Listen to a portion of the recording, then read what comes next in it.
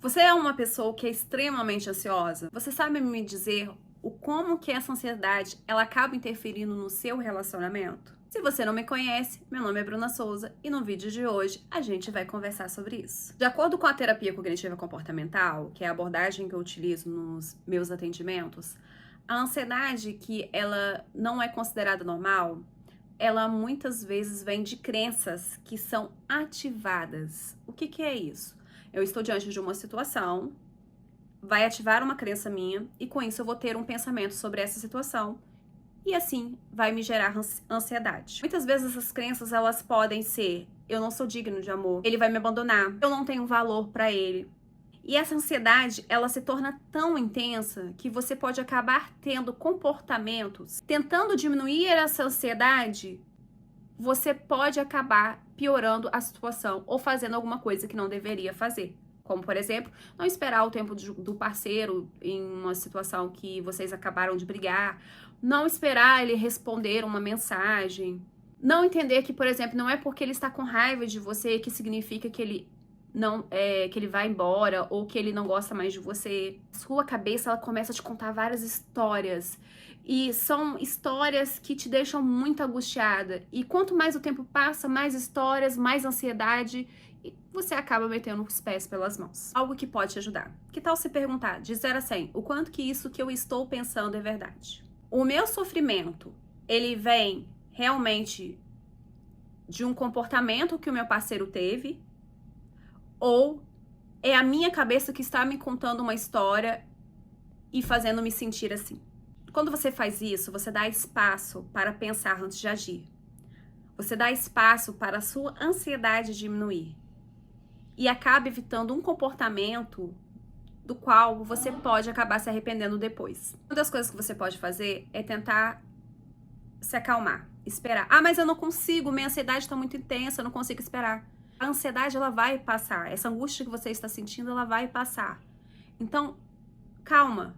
Não faça nada que você pode se arrepender depois. Respire. O seu parceiro, ele te ama, senão ele não estaria se relacionando com você. Quando você estiver mais calma, tente se lembrar do que ele disse. Eu não tô falando do que você acha, não, mas eu acho... Não, o que ele verbalizou. Eu acho que ele vai me abandonar. Peraí, ele disse que vai te abandonar? Não. Então, se ele não verbalizou isso, é só achismos. Você não vai lidar com isso, você vai lidar com os fatos. Existe um padrão de pensamento que muitas pessoas elas costumam ter, principalmente as pessoas que têm ansiedade elevada, que é a catastrofização. É quando você vê os piores cenários negativos possíveis quando estão diante de uma situação. Então, quando uma pessoa ela está se relacionando com outra, qualquer coisa que aconteça, ela já vai pensar: e se ele estiver me traindo? E se ele estiver comigo enquanto ele espera uma outra melhor? E se ele for embora? O cérebro já vai te contando várias histórias muito negativas e fazem com que você tenha uma ansiedade elevadíssima. E lógico que você vai acabar fazendo besteira. O cérebro ele tem como objetivo te proteger. Então ele vai tentando prever todos esses cenários negativos para que você possa fazer alguma coisa. E assim, essas situações que você está prevendo, elas não vão acontecer, porque você vai tentar evitá-las de alguma forma. E lógico que isso pode acabar gerando comportamentos como fazer com que ele sempre diga que te ama, confirmar para você que ele não vai embora. Se você está gostando deste assunto até aqui, já se inscreve no canal. Se o seu parceiro ele não tem um histórico que é repetido e ele não está fazendo nada que a leve a pensar esse tipo de coisa, você sempre tem que se perguntar: isso que eu estou pensando é verdadeiro? Você tem que tentar buscar fatos concretos e não achismos. Ah, eu acho que... Você não acha nada. O que você tem de fato?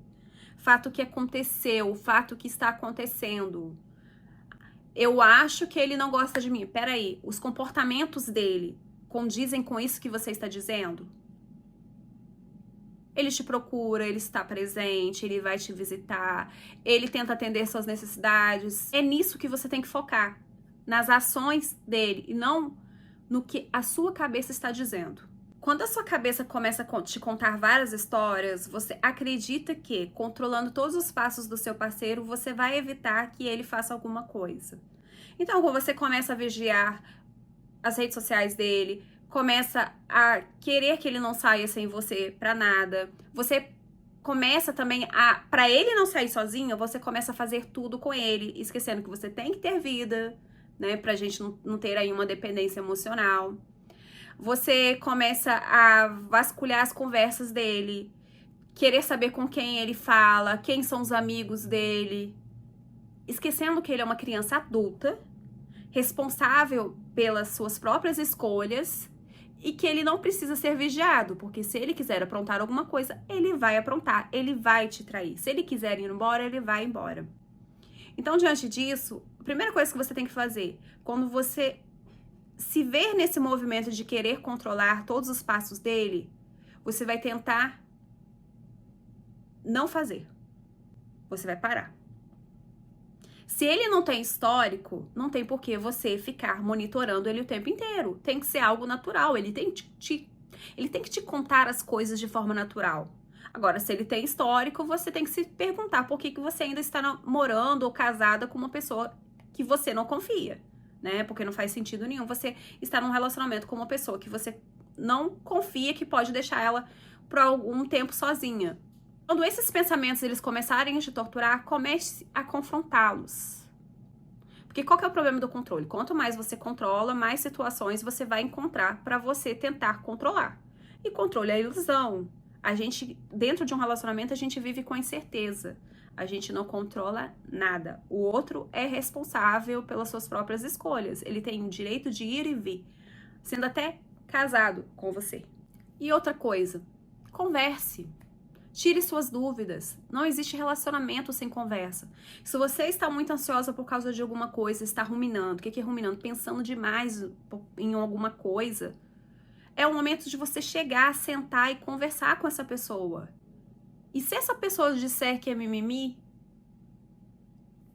eu acho que é o momento de você reavaliar se você for namorado dessa pessoa. Porque não dá pra gente se casar com uma pessoa, morar junto com uma pessoa que a gente não pode dialogar sobre os nossos sentimentos, sobre as nossas emoções, sobre as nossas necessidades.